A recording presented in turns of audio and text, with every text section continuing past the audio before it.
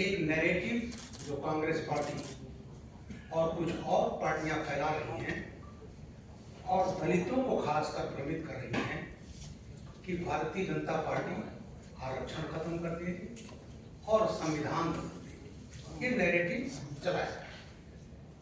मैं स्वयं एक दलित समाज से आया हूं।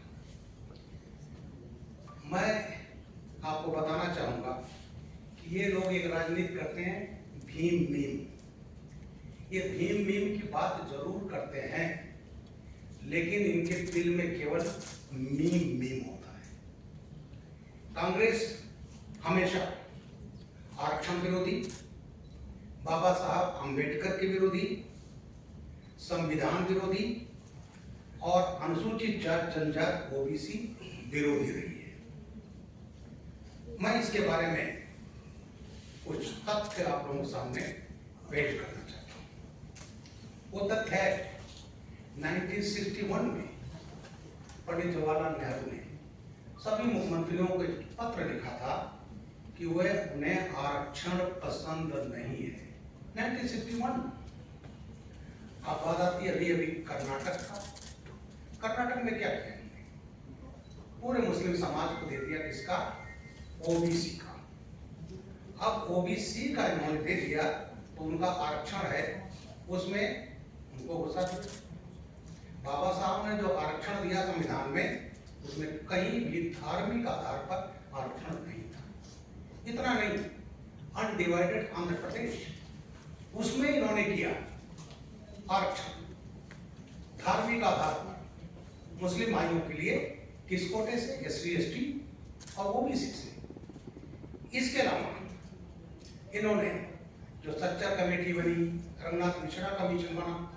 रंगनाथ मिश्रा कमीशन में कहा गया कि जो दलित ओबीसी कोटा उसी में मुस्लिम भाइयों को भी दे दिया जाए। तो ये धार्मिक आधार पर आरक्षण कौन कर रहा है? ये क्या संविधान विरोधी नहीं है? तो संविधान के सबसे विरोधी तो कांग्रेस पार्टी है। उसके अलावा अभी बताना चाहूंगा आर्टिकल 370। आर्टिकल 370 हटाया गया। आर्टिकल 370 में हटने से सबसे बड़ा फायदा हुआ है दलित, एससी एसटी और वहां के आदिवासी। उसके पहले मुझे याद है कि पंजाब से 1958 में सफाई कर्मी वहां बुलाए थे, बख्शी गुलाम मोहम्मद जो तत्कालीन प्रधानमंत्री कहलाते थे। और वो परिवार 160 अमृतसर से वाल्मीकि परिवार गया, आज उनकी चौथी पीढ़ी है, लेकिन उनका लड़का पीएचडी कर ले, उसको नौकरी मिलती थी केवल और केवल सफाई करनी। कश्मीर के बाहर वो आईएएस हो सकता था, आईपीएस हो सकता था। और अब जो 370 हटा, वो सबसे ज्यादा लाभान्वित किए हैं वहां के एससी एसटी, आदिवासी और उसमें सबसे बड़े हमारे मुस्लिम समाज के जो पिछड़े लोग हैं। तो ये जो है, अब ये क्या कहते हैं, जब हम आएंगे तो हम ये जो 370 दोबारा ले आएंगे। तो ये सबसे बड़े संविधान विरोधी ये हैं। बाबा साहब ने तो कभी नहीं चाहते थे 370 को लाना, पंडित नेहरू जी ने जबरदस्ती उसको डाला था और ये कहा था धीरे धीरे घिस करके खत्म हो जाएगा, टेम्परेरी है। नेक्स्ट, अलीगढ़ मुस्लिम यूनिवर्सिटी है। अलीगढ़ मुस्लिम यूनिवर्सिटी एक्ट बना 1920 में, बीएचयू का उसका एक्ट सेम है और ये स्टेब्लिश्ड है कि it is not a minority university. और आज तक कांग्रेस के कारण एससी एसटी ओबीसी, अब तो 10% सामान्य जाति समाज का है, आज तक आरक्षण नहीं दिया गया। और ये आरक्षण 81 में माननीय इंदिरा गांधी जी ने उसमें छेड़छाड़ किया एक प्रोविजन में। किसको डिप्राइव किया? एससी एसटी ओबीसी को। इलाहाबाद हाईकोर्ट ने 2005 और फिर 2006 में डिवीजन बेंच ने उसको खारिज कर दिया। अब वो सुप्रीम कोर्ट गए हैं और कांग्रेस के कारण आज तक अलीगढ़ मुस्लिम यूनिवर्सिटी, जामिया मिलिया जो मिलता था उसको भी खत्म कर दिया। तो आरक्षण विरोधी कौन है? और सबसे विडंबना यह है कि अखिलेश यादव जी और लालू यादव जी, तेजस्वी यादव जी जो ओबीसी के राजनीति करते, इस पर एक कभी नहीं बोलेंगे।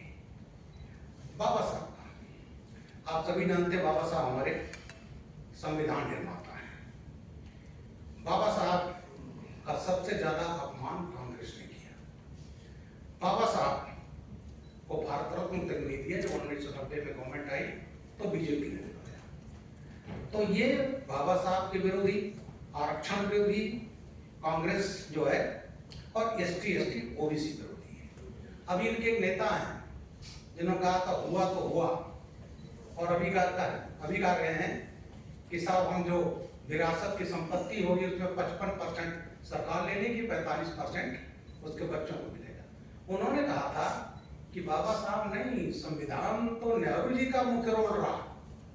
तो ये कहा करके ये पार्टी बाबा साहब का अपमान, जो संविधान निर्माता हैं, उनका अपमान कर रही है।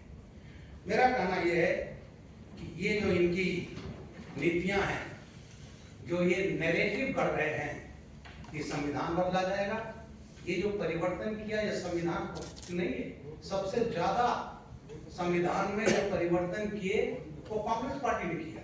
राजीव गांधी जी का तो मीडिया पर है, उन्होंने कहा था जरूरत होगी हम संविधान बदलेंगे, ये चीज उन्होंने कहा था। और आज जो कांग्रेस के नेता हैं वो बोलते हैं कि साहब जो है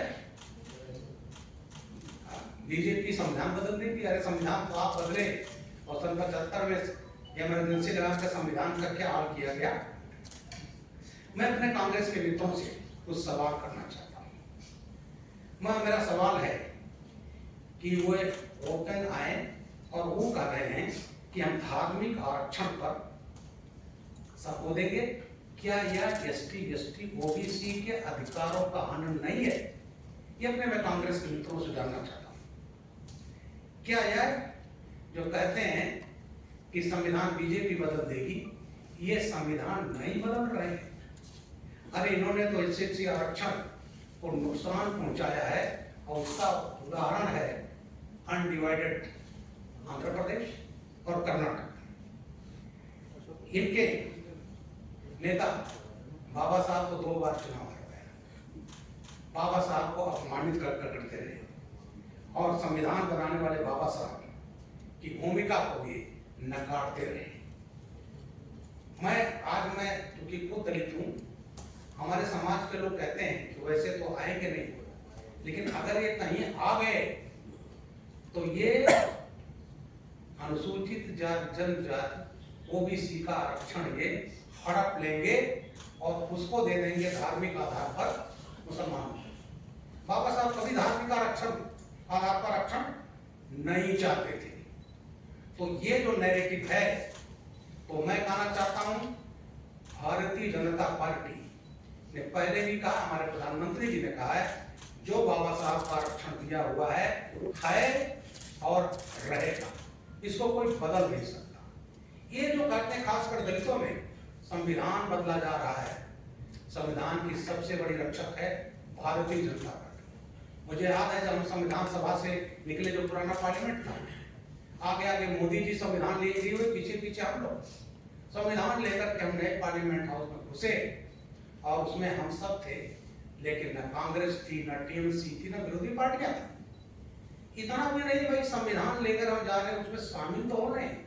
तो इनका संविधान में केवल बात करते हैं संविधान रक्षा की, लेकिन संविधान बदलने का तो इरादा इनका है, जो इनके पिताजी राजीव गांधी जी खुद ही कर चुके हैं। तो मेरा आज मित्रों आप लोगों से इसी पर आप लोगों से बात करनी थी कि कांग्रेस पार्टी और इनके सहयोगी जो इंडी गठबंधन, ये सब दलित विरोधी, आरक्षण विरोधी, बाबा साहब के विरोधी और संविधान विरोधी हैं, और ये भारतीय जनता पार्टी कभी चलने नहीं देगी।